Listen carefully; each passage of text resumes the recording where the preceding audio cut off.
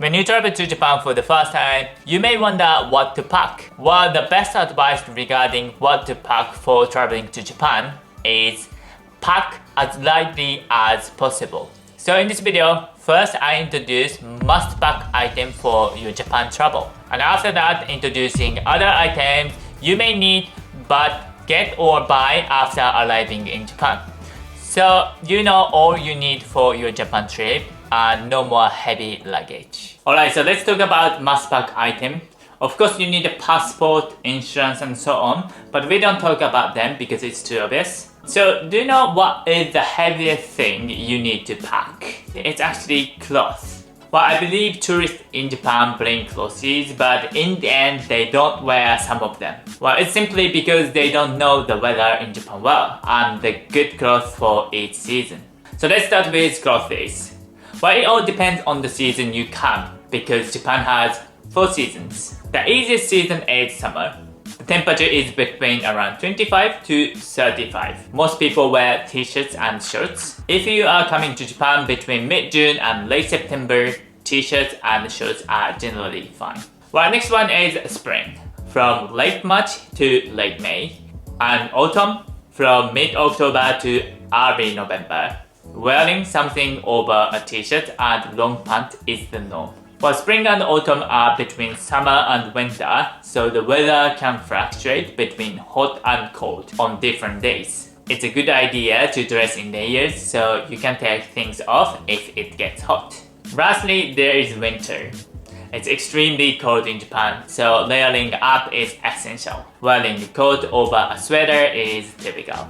Of course, when traveling to places with different temperatures like Hokkaido or Okinawa, please always check the appropriate clothing beforehand.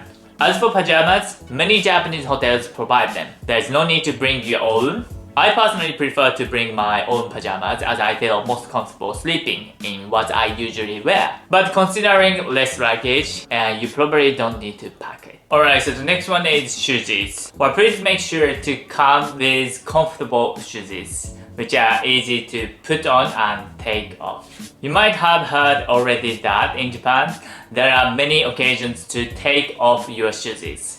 But this is because we draw a line between inside the house and the exterior world. If you visit Japanese temples, traditional style guest house, classic izakaya, or Japanese pubs, you will take off your shoes at the entrance. Right, the next pack item is collectible adapter.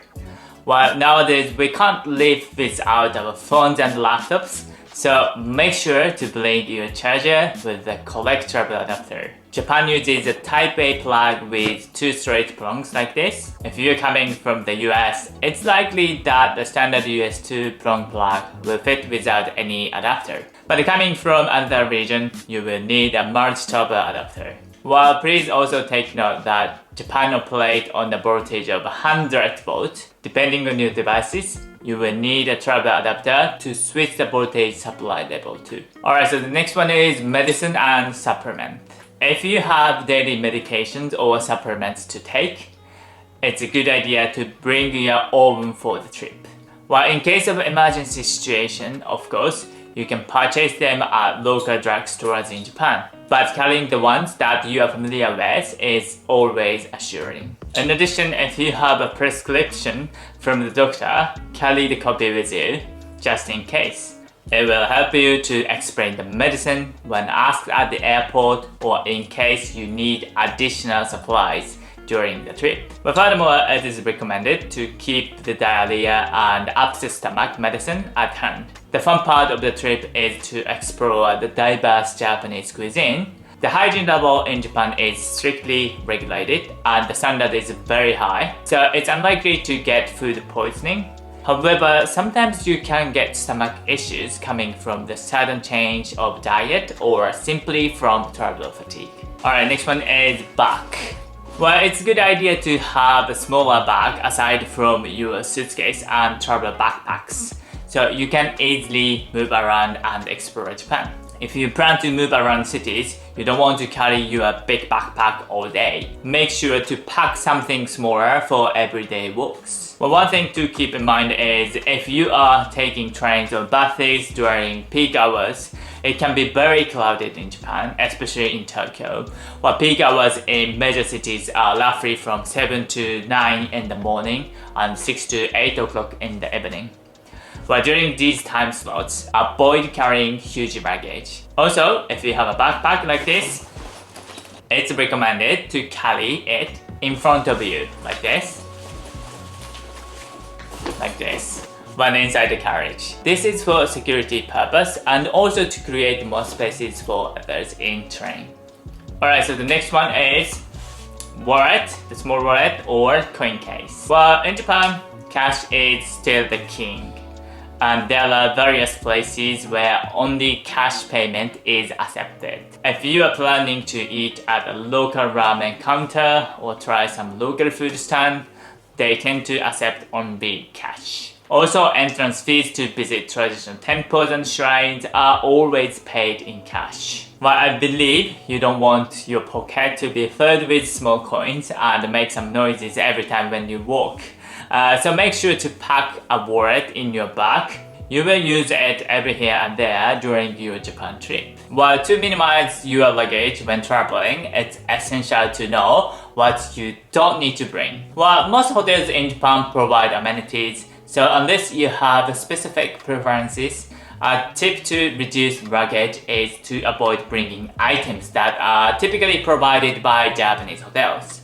While Japanese hotels usually have towel set, bath amenities, toothbrush set, shaving kit, hair dryers, and other amenities available. So even if these items are not provided at the hotel, you can easily purchase them at nearby convenience stores, so it's generally best not to bring them with you. Alright, so the next I will introduce the thing you should buy when arriving in Japan.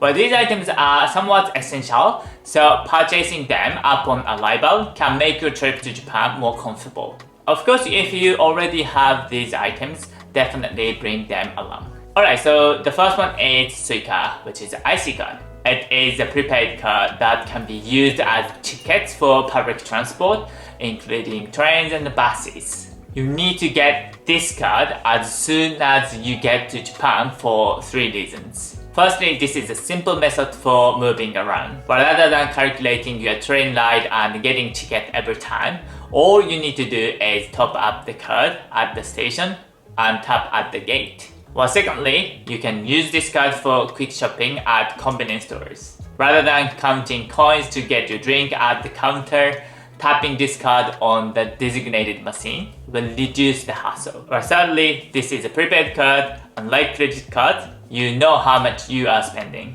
This will stop you from overspending and keep your travel budget on track. Well, all you need to do is to visit JR railway station and purchase this card with a small deposit of money. Once you purchase the IC card, top it up with credit and you are ready to go. Alright, so the next one is deodorant. Well, to refresh yourself during the long trip, make sure to pick up deodorant from the local drugstore.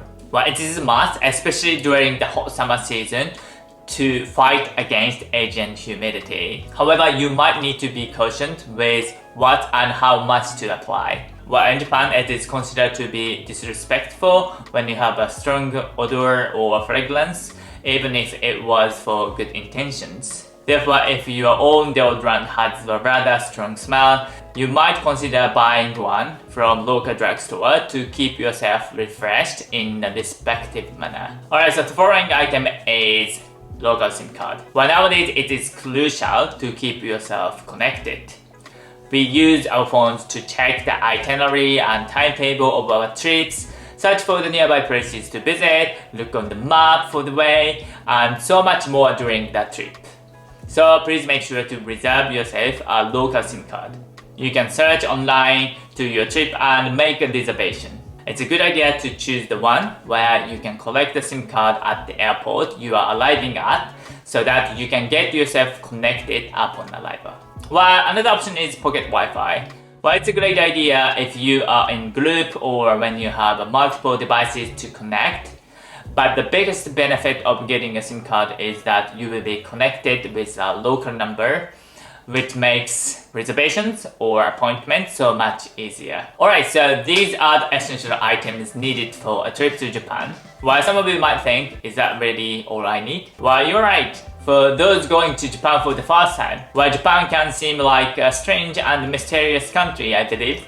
However, the things we use daily are pretty much the same as you use. Well, moreover, Japan has a lot of convenience stores that are open 24/7, making it easy to get anything necessary for daily life at any time. Therefore, the most important thing is to think like if you forget something, you can buy it in Japan if you need it. Well, as I mentioned earlier, large and heavy luggage is the biggest enemy of comfortable travel. By traveling with as little luggage as possible, you can visit more places and enjoy Japan even more. If you want to make your trip to Japan more comfortable, please also watch this video as well. We also talk about travel tips in Japan for first timers.